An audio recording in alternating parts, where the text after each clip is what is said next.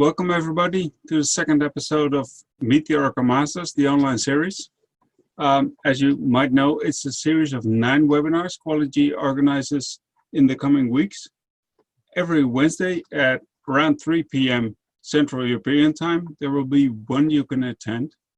We have speakers like Feuerstein, Toon Koppelaars, and Andy Rivenes. And even though it's ridiculously early at the west coast of the United States, Maria Colgan was prepared to present Oracle Autonomous Database under the hood. If you have any questions, please type them into the chat box, since you will all be muted. I would ask you if, for one reason or another, your video is on, to turn that off as well.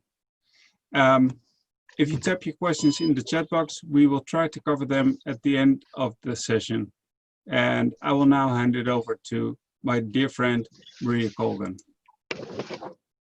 Okay, so hopefully you can now see my slides and still see me a little. So why don't we get started with Oracle Autonomous Database under the hood. As Patrick said, my name is Maria Colgan. I'm one of the product managers for the Oracle database. And in this session, what I hope to do is share with you the technology that we're using to deliver this family of cloud services. And what you'll realize as we go through it is that we're not just using our own technology, but our own best practices and a little bit of machine learning in order to be able to deliver these cloud services. I have to show you the safe harbor, and then let's get right into it. Before we get into how it works, I thought it would be a good idea to level set and to make sure everybody knows what an Oracle Autonomous Database is.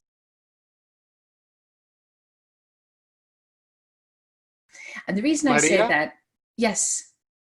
Can you hear me? Yes.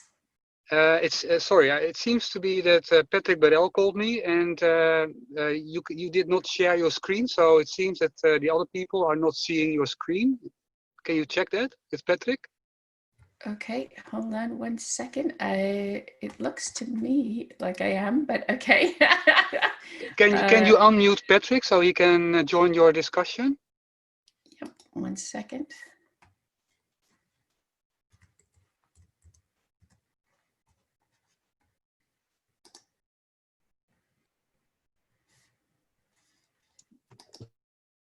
Oops.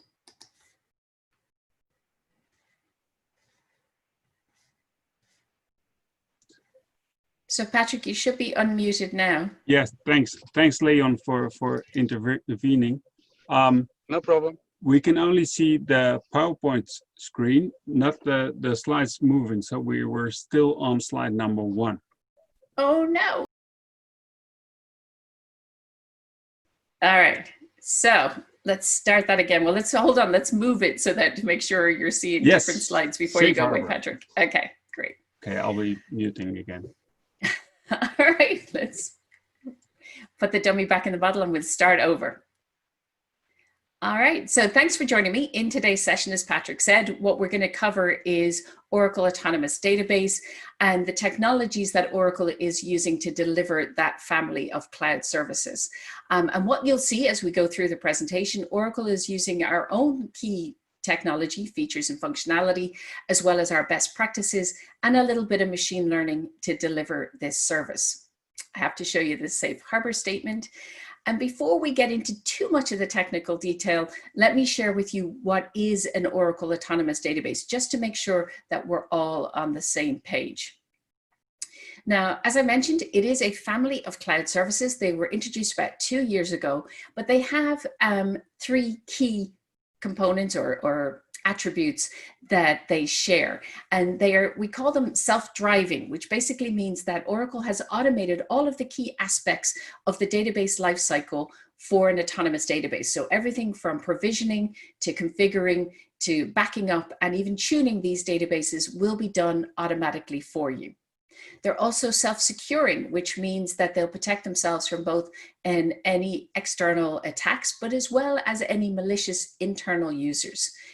And finally, they're self-repairing, which means they'll protect themselves from any potential downtime, including maintenance operations. So all patching and maintenance will happen while the database remains open for business or online.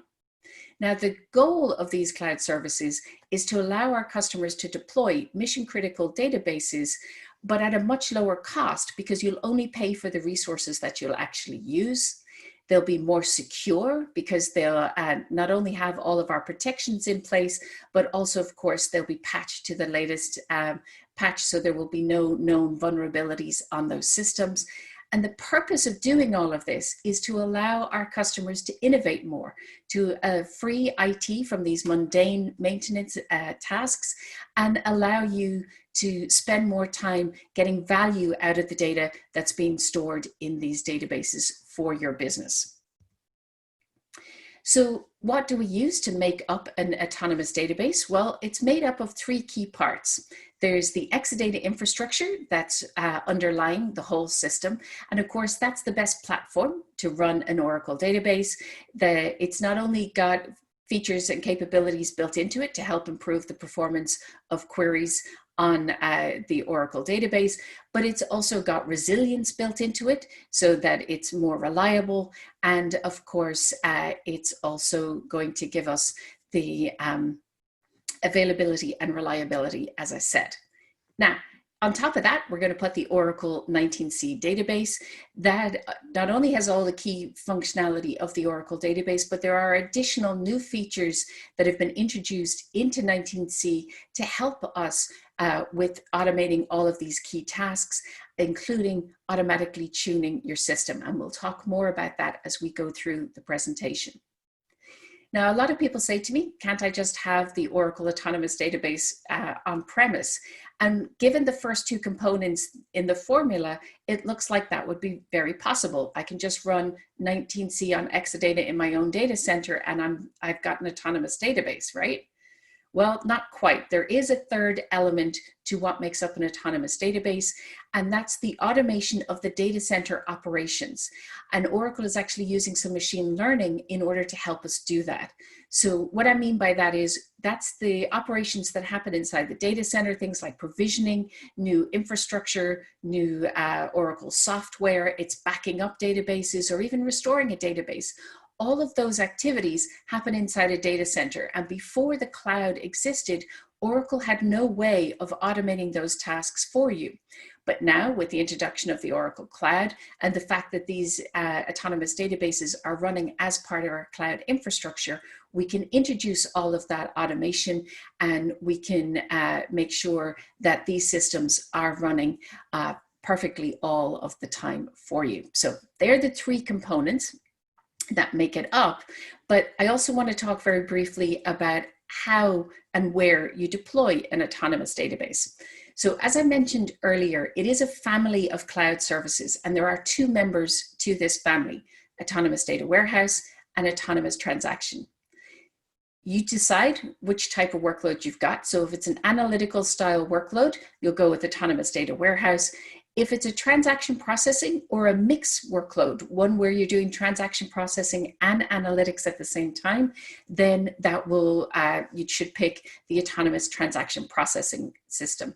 And the reason for that is that each of those data flavors of database have been specifically configured and optimized for those types of workload. And I'll explain how we do that in just a minute.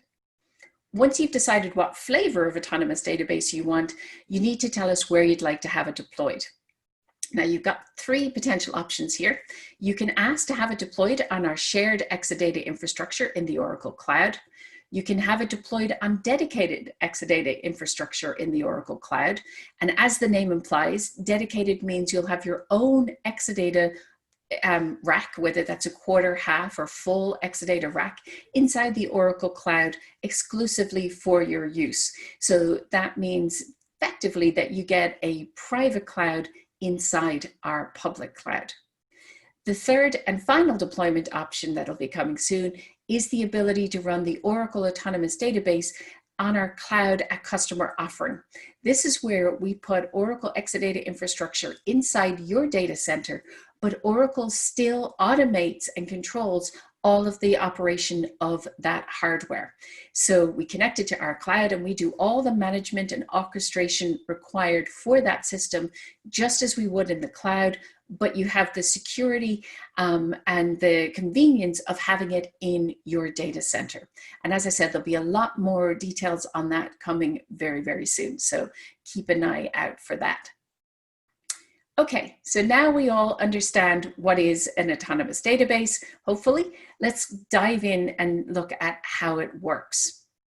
And there are really 10 key capabilities or technologies that Oracle is using to deliver the autonomous database. And what I'm going to do now is go through each of those and share a little bit more information on how we deliver those, but also on some of the other key functionality that we're using. Because as I said, what you'll notice is it's a combination of Oracle features and capabilities, best practices, and a little bit of machine learning to make all of this happen.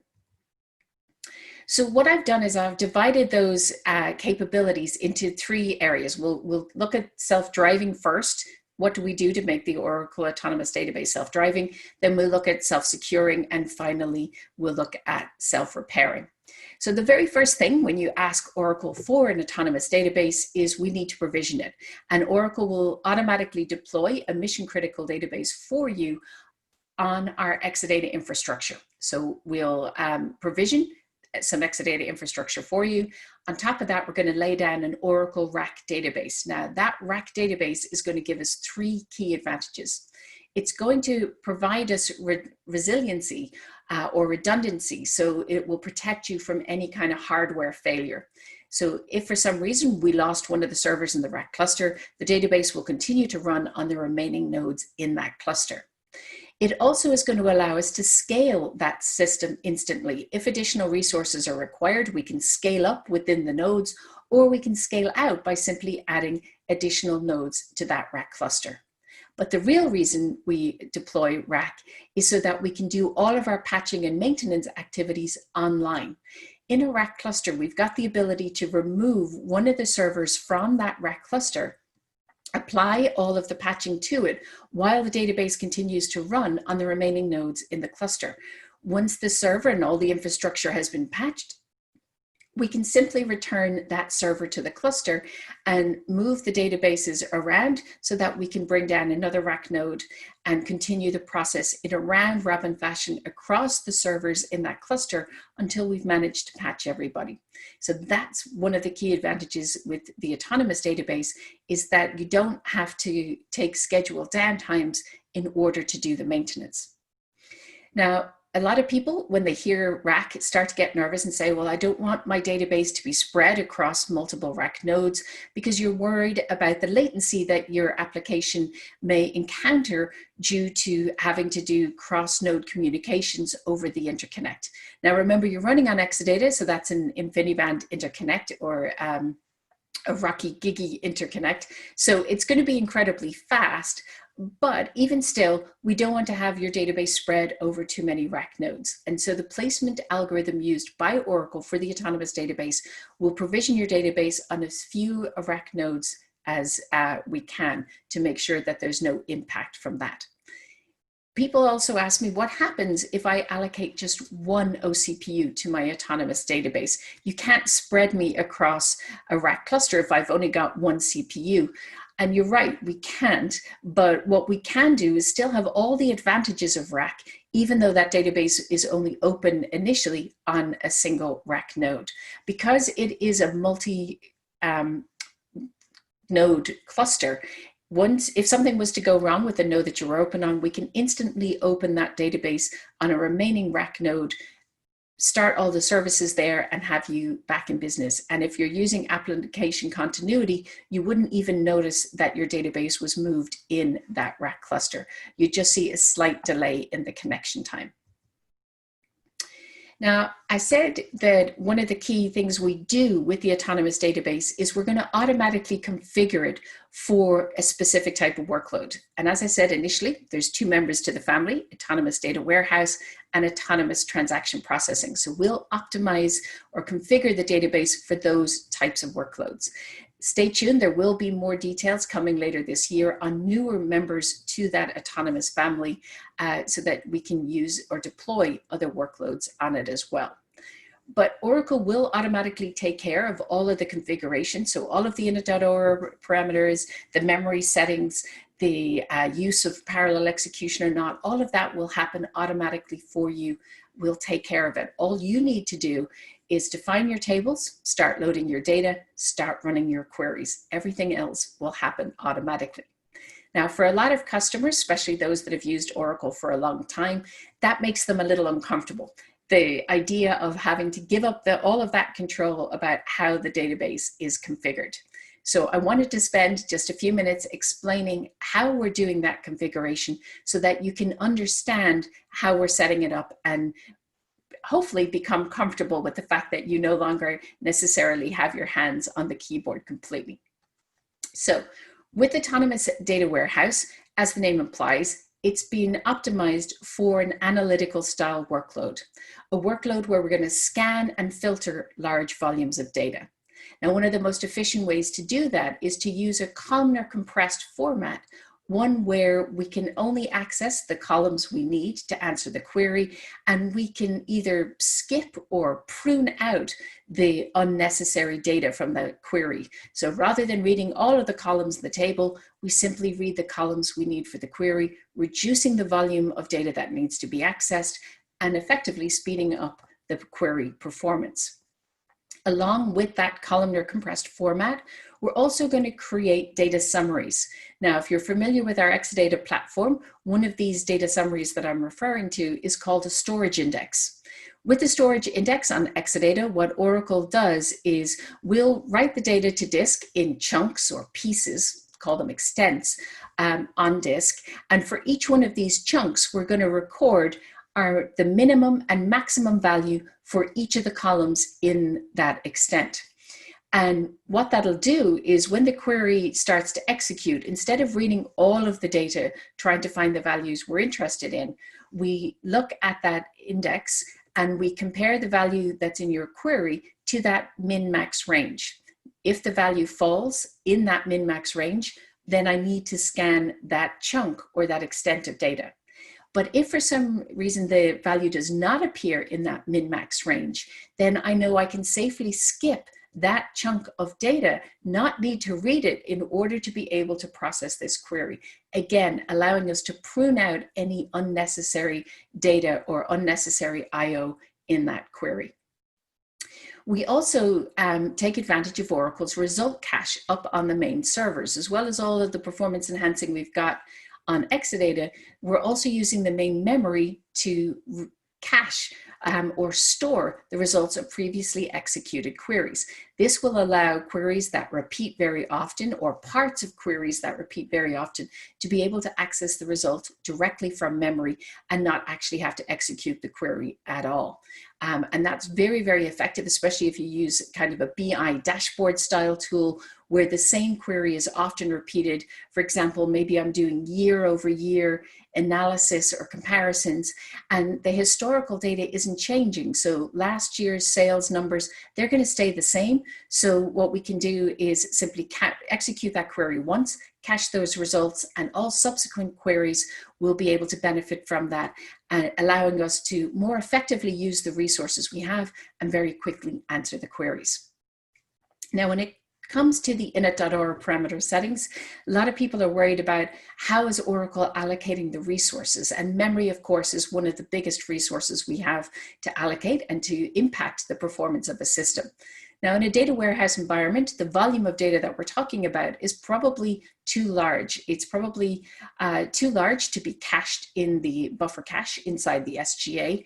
And really, the operations we're looking to improve the performance of are joins and aggregations or group bys. So instead of allocating lots of memory to the SGA, the majority of the memory is actually going to be allocated to the PGA in order to facilitate those joins and aggregations.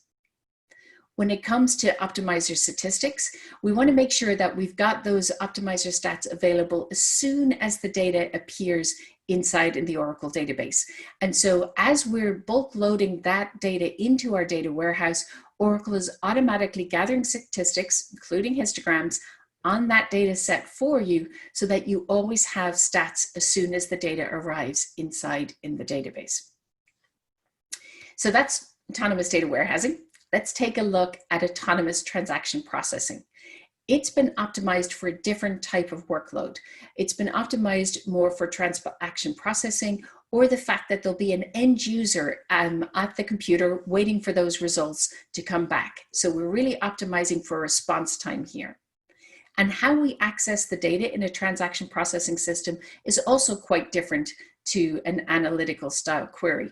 With transaction processing, we're normally interested in just 1 or 2 rows, but we want to see all of the attributes or column values we have for those rows. So to be able to find a specific row in a table, it's much better for us to store all of the information about that record or that row together in a row format, and to use an index to help navigate to that exact row in that table.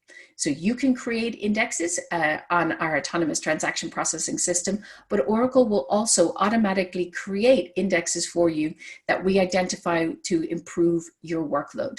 And I'll share more details on exactly how we do that just a little bit later on in the presentation. Now, when it comes to memory utilization in our transaction processing system, there we are looking at a much smaller working set of data that people are interested in for our transaction processing system. And so we do actually want to cache that working data set in memory. And so the majority of the memory is going to be allocated to the SGA in our transaction processing system.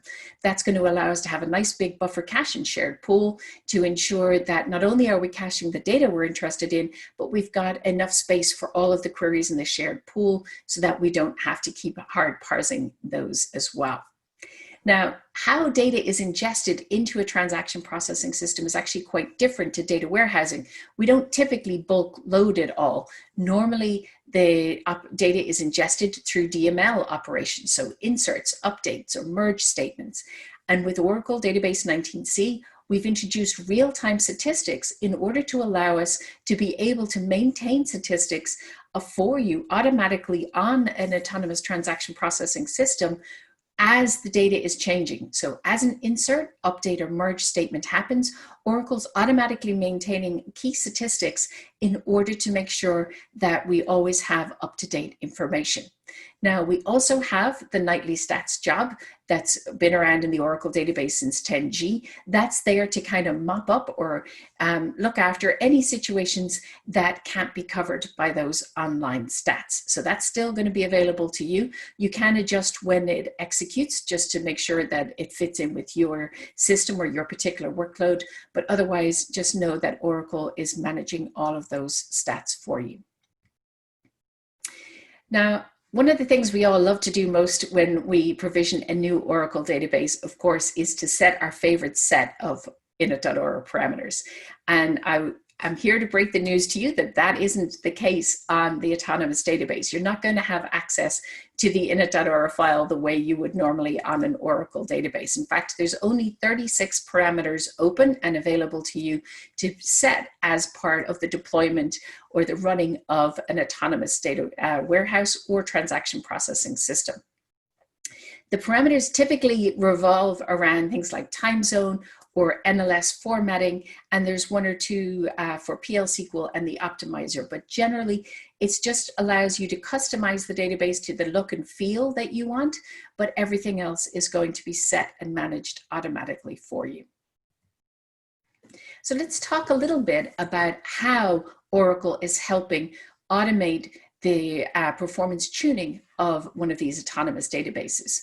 And as I said, you'll see Oracle is introducing more functionality and capabilities into the new release of the database in order to help do this or to automate these tasks, because we don't want to just simply replace your DBAs with our DBAs. We need to be able to deploy hundreds of thousands, if not millions, of autonomous databases. So we can't have humans doing these kind of activities. And automatic indexing is the first look or the first place customers will be able to see machine learning being deployed as part of the autonomous database. Now, we use a lot more machine learning behind the scenes in how we actually make sure that the autonomous databases help self-healing. And I'll talk a little bit about that later on, but this will be the first place where you actually get to see machine learning working for you. And it's in the form of automatic indexing, which is, of course, basically an expert system that is going to behave just like a performance engineer would. It's going to look at your workload as it's executing. It's going to see whether or not there are any indexes it believes will improve that workload. And then, unlike previous advisors, it's actually going to validate that its findings are not only correct, but actually improve performance, and only publish indexes or create and publish indexes that it believes or knows will improve your workload. So let's take a second and talk about how that's actually going to work. So as I said, it's going to monitor your workload, look at the queries you're executing. It's going to come up with some indexes it believes would help improve those queries. And then it's going to begin its two-phase validation. The first phase is we check with the optimizer and we say, if this set of indexes or if this new index existed, would you use it for these queries? If the optimizer says yes, that index moves on to phase 2 of the validation. But if the optimizer says no, even if that index existed, I wouldn't use it because I don't need it for these queries, then that's the first part of the algorithm where automatic indexing learns from your workload. So it'll actually update the algorithm and say, okay, I shouldn't pick that index again. Then we move on to phase 2. With all of the indexes that passed phase 1, we'll actually build those indexes in the background outside the application workflow. So your application will continue to run while all of this is happening, but they won't be able to see these indexes or use these indexes until they've passed verification. So they will be built, and then in the background, we'll actually execute your queries with and without the index and compare their performance on things like buffer gets and elapsed time and prove whether or not these new indexes are actually benefiting your particular workload. If we find that the index benefits all the queries, then we go ahead and we can publish that index to the application. If we find that the index doesn't help any of the queries, in fact, it may even cause a performance regression, then we do not publish that index. And again, we adjust the algorithm or learn from that mistake, and we won't recommend that particular index again. But in the real world, what often happens is that an index will improve some SQL statements performance while regressing others. And in this case, automatic indexing is going to do exactly what a performance engineer would do.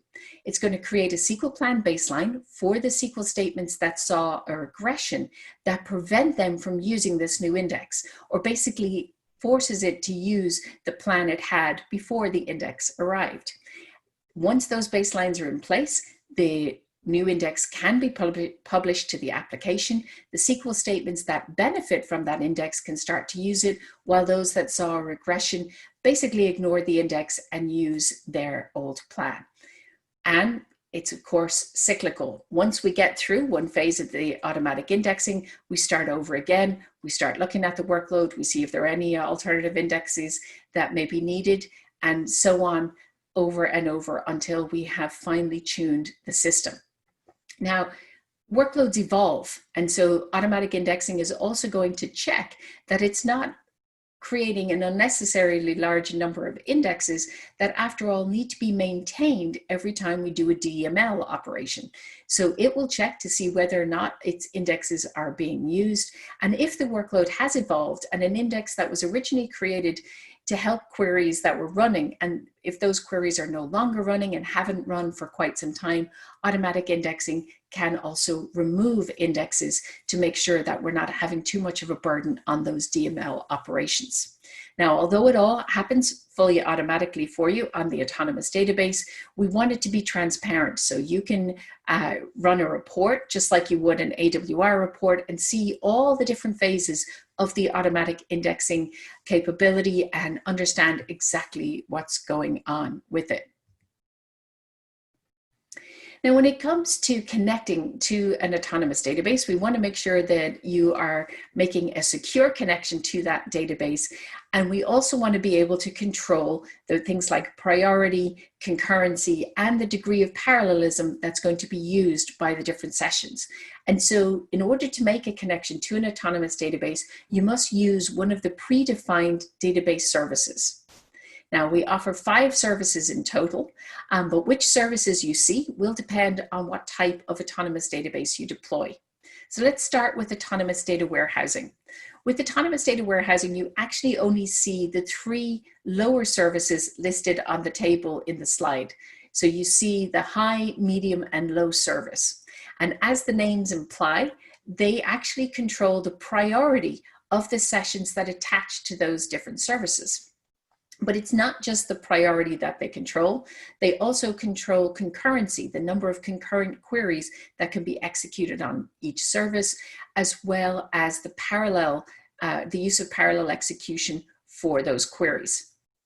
So let's start with the high. As the name implies, that's going to get the highest priority. But it also gets the lowest number of concurrent queries. You can only run 3 concurrent queries on the high service.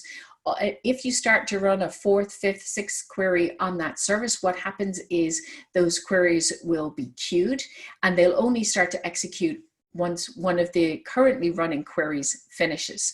So the reason we do that is so that we can run each of those queries with the highest degree of parallelism possible, or basically parallelism defined based on the number of OCPUs allocated to that system. So they're going to run with the most parallelism, but the fewest number of concurrent queries.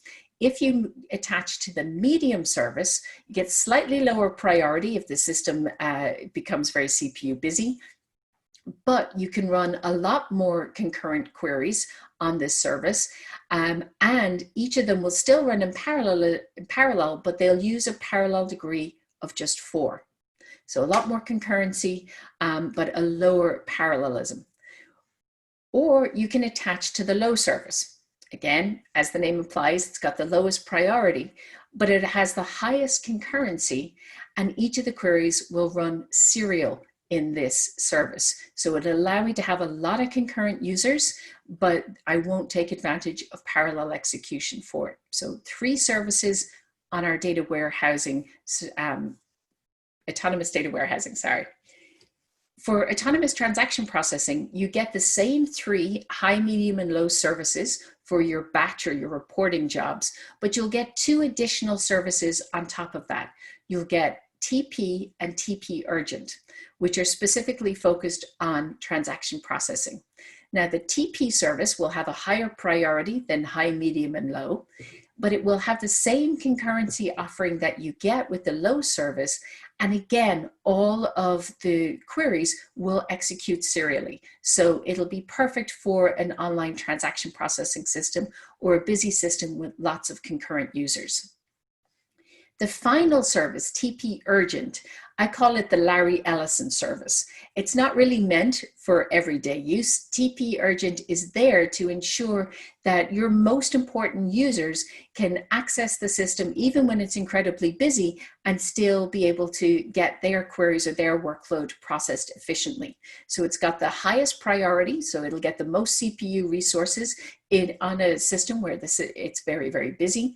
They can run a large number of concurrent queries, and they can ask for a parallelism to be used for those queries via a hint if they wish. So they have that option to manually parallelize their SQL statements if they wish. So what happens is you'll download a wallet to establish an encrypted connection to the autonomous database, and then you'll connect to one of these 5 services as defined in that wallet. Once you connect, it's going to look and feel exactly like an Oracle database. You just need to remember which one of the services you want and what priority, concurrency, and parallelism you'll get with that service. But just as a general rule of thumb, most people connecting to autonomous transaction processing will use our TP service. Folks attaching to our autonomous data warehouse will use either high, medium, or low for theirs. Now, one of the big advantages of moving to the cloud, of course, is elasticity, the ability to be able to instantly scale a system up and down depending on your workload needs. And Oracle Autonomous Database takes scaling incredibly seriously. Not only do we allow you to scale the system up and down based on what resources you need, we don't restrict how that scaling needs to happen. So a lot of the other vendors out there on the cloud today give you these kind of fixed building blocks or t-shirt sizes that you need to scale in. But with Oracle, we think there's an awful lot of wasted resources taking that approach. So we allow you to scale an Oracle Autonomous Database, either in terms of storage or CPU. It happens independent of one another. So you scale only up the resources you need, and you only pay for those resources as you need them. And because we do that scaling independent of one another, we're able to make sure that you get only the resources you truly need. And of course, all of this scaling happens online. So as you increase the number of OCPUs, the database remains open for business. We'll make all of the adjustments behind the scenes, including increasing the memory allocation, the number of concurrent users. All of that will all grow as part of that scaling operation for you, completely online. Now, the scaling I'm talking about here can be done either through our UI or through our APIs. So you can have it as part of your month-end processing. You can have code that's going to allow you to allocate additional CPU resources for that heavy month-end processing. As soon as the processing finishes, you can make another API call to reduce the CPU resources for that particular system. But if your workload is not so predictable, if you don't know when you're going to need that database to scale, you can enable something called auto-scaling. With auto-scaling, you're going to define the base CPU for that system. So let's say day-to-day, we need 4 CPUs for our workload.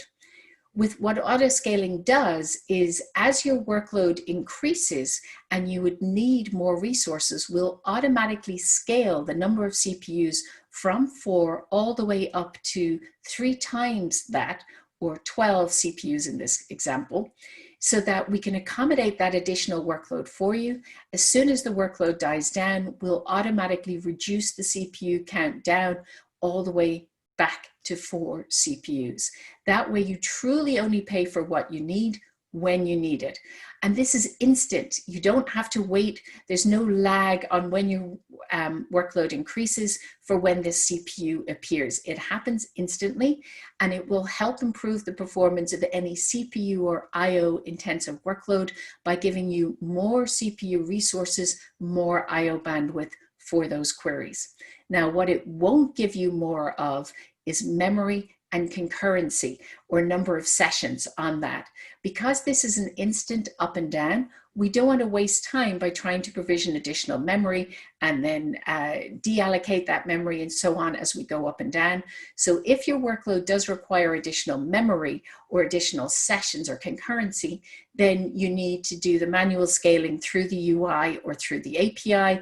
But if you just need that burst of additional power, CPU or IO throughput, then auto scaling will be perfect for you, because what it'll allow us to do is give you those resources when you need them, stop them as soon as you don't need them, effectively ensuring you really only pay for exactly what you need.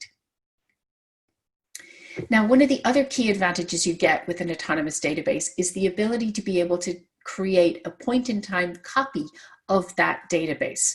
And it can be a point in time of an existing database, or it can also be a copy of a backup that we've taken of that database over the last 60 days. So you can ask us to clone a specific autonomous database or one of those backups and create this point in time copy for you. Now, the coffee, I'm obsessed with coffee this morning. The copy can either be an entire copy, so all of the data and all of the metadata from your existing autonomous database, or it can just be a metadata only clone. That means I can create a new autonomous database that has exactly the same schema and layout as my current autonomous database, but none of the data.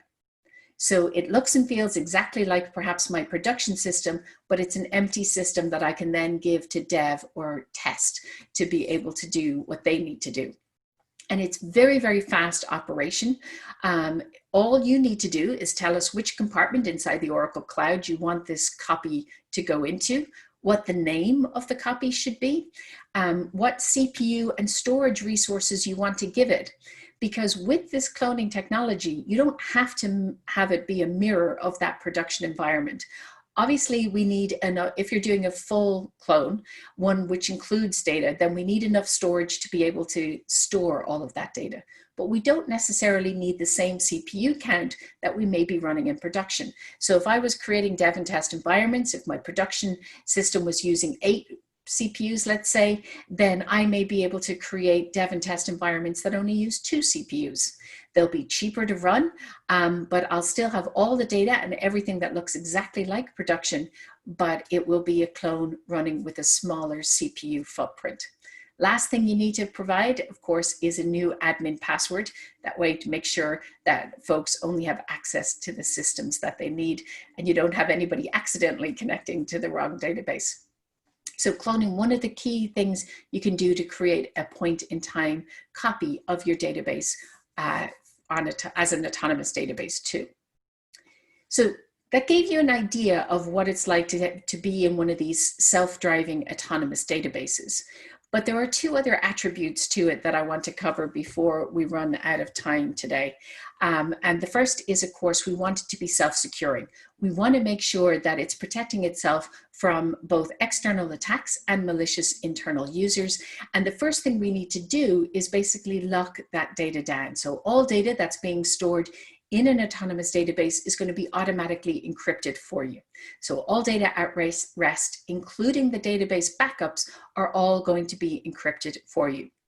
But we're going to take that encryption one step further. We're also going to encrypt all of the network communication with that database. So Oracle is going to automatically encrypt it using either Oracle's native network encryption or using TLS version 1.2, which is the default, so that all of those communications from the Oracle client to the database will be fully encrypted. And as I mentioned earlier, you simply download a wallet from the UI or via the API, and that has all of the secure information you need to make that connection to the autonomous database. Now, as I said, by default, the Oracle operation folks are not actually connecting to each of these databases and manually doing these activities. They can't connect to every database manually and take a backup every night. All of those operations are typically automated. But if for some reason we do need to get on the system, everything that happens is fully audited because the Oracle Autonomous Database is leveraging or using Oracle Unified Auditing. So we're capturing information about logins, especially failed logins, any changes there may be to the users or the accounts within that particular databases, any changes even to the database structures. That's all being captured and is available for you to check via the Unified Audit Trail view inside in the database. Now, we've picked out some key criteria that we're auditing on, but you also have access to the DBMS FGA package in order to add additional rules to that auditing should you wish. Now, one of the key things to keeping your database secure is making sure that it's always patched to the latest patch level so that there are no known security vulnerabilities on that system. And so Oracle is going to automatically patch your system for you. And it's not just the database, but all of the components that make up the autonomous database. So everything from the Exadata storage cells to the firmware, the operating system, the hypervisor, the clusterware, and the database is all going to be maintained automatically for you. And it's going to happen online. We're going to be able to apply those patches in a rolling fashion across the Exadata storage cells, across the rack nodes in that cluster for you. And if you opt to deploy your autonomous data warehouse or autonomous transaction processing system on our dedicated infrastructure, you also have the ability to schedule when that patching is happening. So if you're on shared infrastructure, you'll be patched along with everybody else. Oracle will automatically take care of that. You can be notified when the patching occurs, but you can't change the schedule on the shared infrastructure because you're one of many. But if you're dedicated and you're the only tenant on that infrastructure, then you can get some control over the patching. So you can control when during the quarter the patching occurs, right down to the day and the hour. One of the nice things about the autonomous database is the fact that because the patching can all happen online, it can actually happen much more frequently than when we would potentially patch a system on-prem today. Oftentimes we'll either do it once a quarter, or let's face it, some of us, it's once a year when we're doing our patching, just for the fear of any kind of downtime that may incur. But with the autonomous database, because it all happens online, we can patch as frequently as every couple of days, or every 12 days is the average right now for the autonomous database. And those that are using it will tell you that they didn't even know it was being patched or noticed that that had actually happened. Now, there's a lot Oracle can do to make sure that your autonomous database is secure. Like I said, we can monitor the network, encrypt all of the traffic. We can secure the operating system and the platform. We can do all of this patching. We can even use, as we do, Oracle's database vault, so that if our operations folks do need to get onto that system, they're actually locked out of your user schemas, so they can't see the data or change it or access it in any way, so that you're fully protected. And you too can use Database Vault inside the autonomous database to lock out some of your more privileged users from being able to make those changes. But there are still a number of security concerns that we as Oracle can't actually do for you. So we can help make sure that the front door is locked and the back door is locked. But for those people who are actually allowed into the house or into the database, only you can tell us what privileges they should really have. And only you can really know what sensitive data they should or shouldn't see. And so there is a shared responsibility when it comes to securing your autonomous data warehouse or data transaction processing, autonomous transaction processing. You're going to need to help us with some of that. Now, if that's worrying to you or you've got concerns, don't panic. Oracle's still going to help you do that side of the security by giving you access to something called Oracle Data Safe. This is a new cloud service that allows you to get a unified security control center for all of your databases in the Oracle Cloud. What it will do is you point the service at your autonomous database. It monitors how your users behave, what privileges they have, what roles they're actually doing, what they're doing day to day. And it lets you know, hey, these users have more privileges than they really need. You should think about revoking these privileges. It also helps identify sensitive data. So things like social security numbers, bank account details, anything like that that would be considered sensitive data, and recommends whether you should mask or redact that data depending on how users are accessing it. And as I said, Oracle Data Safe helps you do this. Not only does it detect those situations, but it can also be used to deploy tactics like data masking or data redaction, and it's all free as part of your autonomous database. Now, we also want to make sure that the database is self-repairing. In other words, that it doesn't go down for any reason, even during maintenance. And one of the first things we can do to protect our databases is to make sure they're backed up. And each autonomous database is backed up nightly using our RMAN technology. And those backups are stored in the public cloud, in Oracle's object store. They're, of course, encrypted, and they are stored for 60 days. So you can then actually go back or recover to any point in time over the last 60 days. So you can go back to an individual backup. So you can say, I want to restore last night's backup or last week's backup, or you can ask for a specific point in time.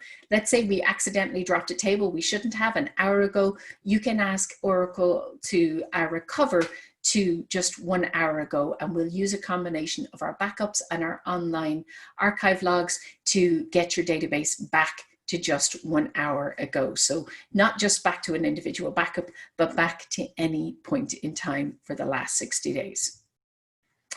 Now, we also want to make sure that your database is fully prepared for any kind of disaster. And so we're introducing our Autonomous Data Guard, a fully managed standby database for your autonomous database. Now, the database is completely transparent to you. You'll simply enable it. Oracle will, of course, make sure that it's kept in sync with your primary database. And if in the event of some kind of catastrophic failure on the primary that we can't recover from, assuming there's no data loss, we'll automatically fail you over to the standby.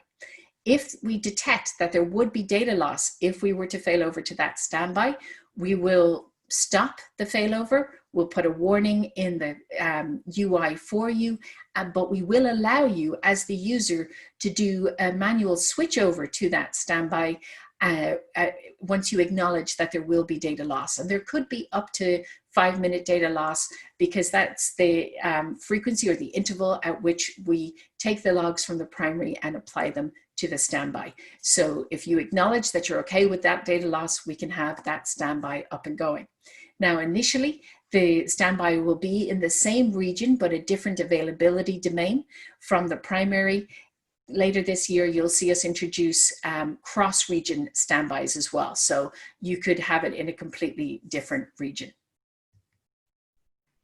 Now, I mentioned the fact earlier on that Oracle is using a lot of machine learning when it's deploying these autonomous databases, but a lot of it is behind the scenes. And where a lot of it comes in is how we are protecting the system from any kind of downtime. And we do that in two different ways, one at a software level and one at a hardware level. So each autonomous database is monitored way more than you would expect. There's about 8,000 different metrics that are being constantly monitored and looked at for these systems. There's over 1,500 alarms set on these systems, and we're monitoring the entire stack, everything from the infrastructure to the load balancers to the clusterware to the database itself. It's all being fully monitored. If something was to go wrong, chances are the autonomous database software, the infrastructure will identify that first, long before a user even realizes it. And we detect basically over 85% of the issues that occur before the customer even realizes it's going on. And when we do detect it, we'll automatically create that service request for you. The cloud operations folks will look at what's going on and they'll resolve that issue. Chances are long before you even realize it happened, and certainly 4 times faster than the resolution that normally happens on-prem if a situation, a problem should arise. And as I said, even if a problem does arise, we've discovered that it needs to be fixed, we can do a point-in-time fix for that individual. And as I said, we're patching the system every 12 days. So even though you may not have encountered the problem, if somebody else did, you'll get that patch applied to you automatically during the next patching cycle. So you're effectively getting herd immunity, to use a term that's quite popular at the moment, but basically you're actually benefiting from other people and what they've encountered, because we'll be patching all of the autonomous databases with those fixes. We also, of course, want to make sure that we're protecting you from a hardware perspective. And that's one of the key reasons why we're using our own Exadata infrastructure, because Exadata provides these advanced capabilities for predicting when different components in the stack are actually going to fail or could potentially fail. So we're continuously monitoring all of the latency for each of the different components in the stack. And then we're using basically pattern matching machine learning algorithms to compare the current latencies with the expected ones for those components.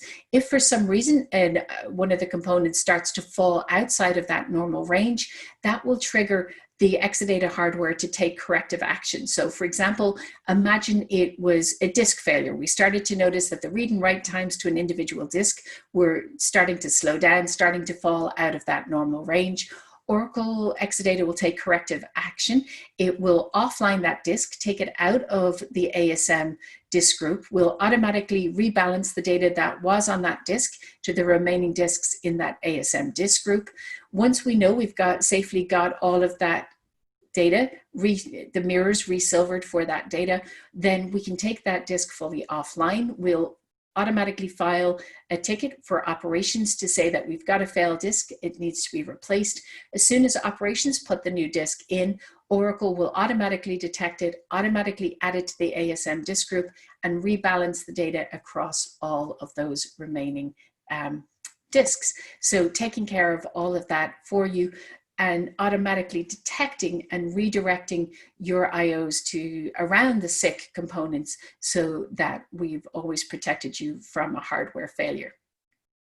Now, I know we've gone seriously over time, Patrick, so I was thinking maybe we should take a minute now and we'll stop at this point and open it up for Q&A for folks that's managed to stay on the line all this time. Okay, so let's talk a little bit about the use cases for an autonomous database. Well, it's a fantastic dev and test environment, especially for developers, because when you deploy an autonomous database, when that gets provisioned, you actually get a number of great development tools right out of the box. So you get access to SQL Developer Web, which is all of the goodness that you know from our SQL Developer desktop tool available through a web browser. So what you'll do is you'll get a link when your autonomous database is provisioned. You get a link, you click on that, and you're able to connect or access our SQL Developer.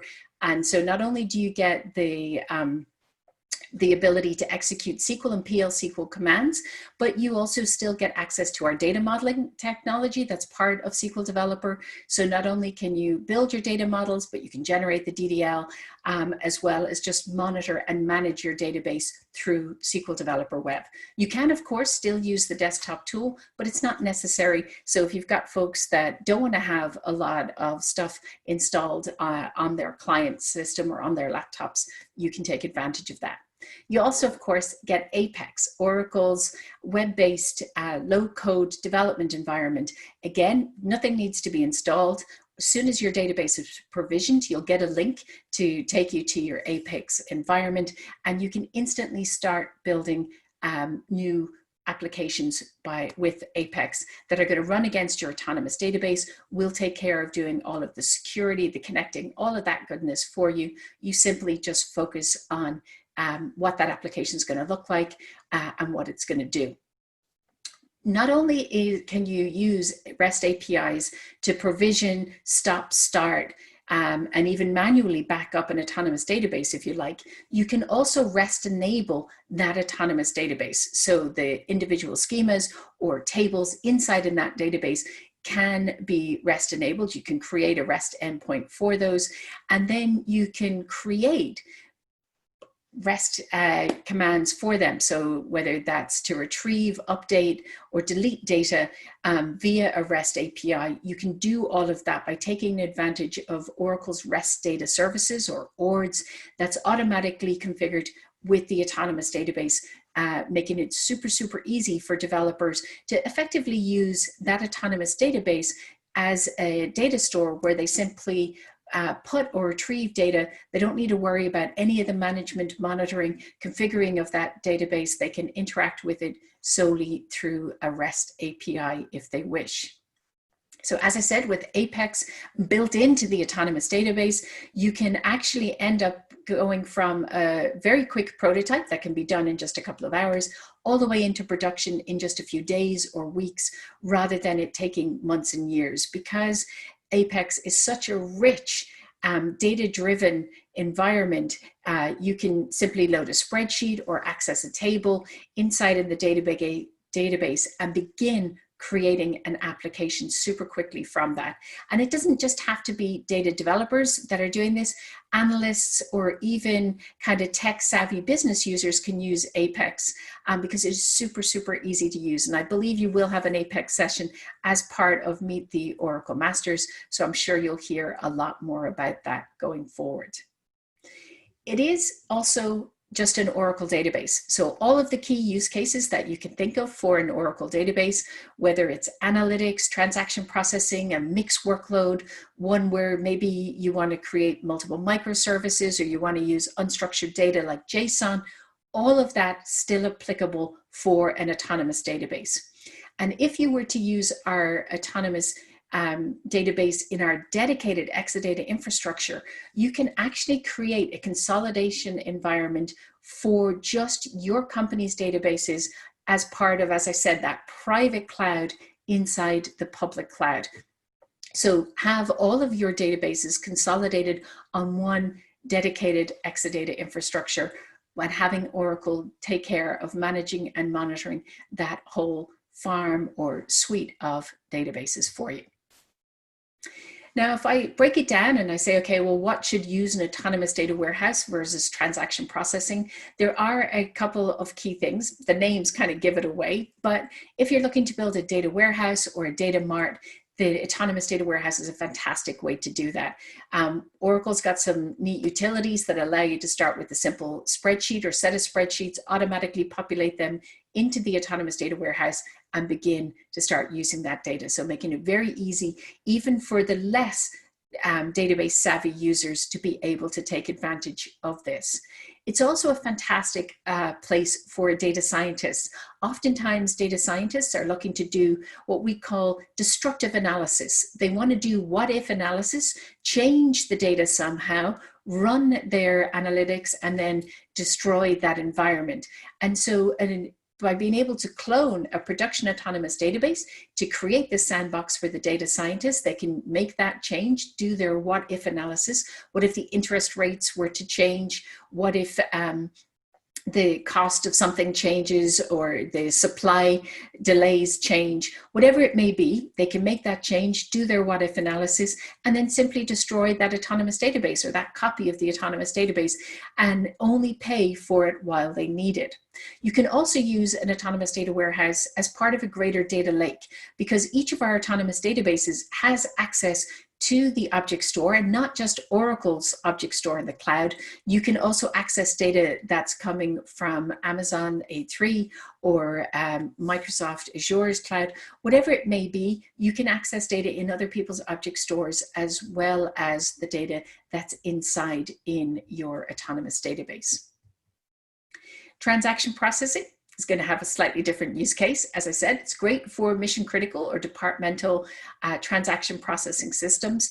It's also a fantastic environment to do mixed workloads, one where we're going to do some transaction processing, but also some analytics, so that we can do some real-time analytics as part of that workload. And I don't think I need to say it again, but of course it is a great development environment because of that built-in Apex, and because all of the management and monitoring and kind of headache required to provision a new development environment disappears. So developers can actually do this themselves. They can simply go in, provision an autonomous database, and begin working without ever having to bother anybody in IT, and allowing them to just quickly get on with the bit they want to do and not have any of the headaches or of provisioning and configuring that particular configuration. So with that, let me finish up by sharing with you the benefits you can get from an autonomous database. As I said, we're hoping for you to be able to deploy mission critical databases for a lot less costs. We want to eliminate a lot of the manual management and monitoring of these systems, freeing up your valuable resources to actually be able to innovate and get value out of these systems for your business, rather than having to just spend the whole time keeping the lights on. We also think you can reduce costs by only using the infrastructure and the software that you need, because remember, you're only going to be paying for what you need when you need it. And with things like auto scaling, you can stop having to size the system for the worst case scenario and actually size the system for your everyday needs, allowing it to auto scale for only during those times where those additional resources are going to be needed. We also want to make sure that it's much more secure. And so we're going to protect you, as I said, from both external attacks as well as any malicious internal users. And we're also, of course, going to make sure that that system's available online 24 hours a day, 7 days a week, making sure that we can protect you from all kinds of downtime even planned maintenance operations.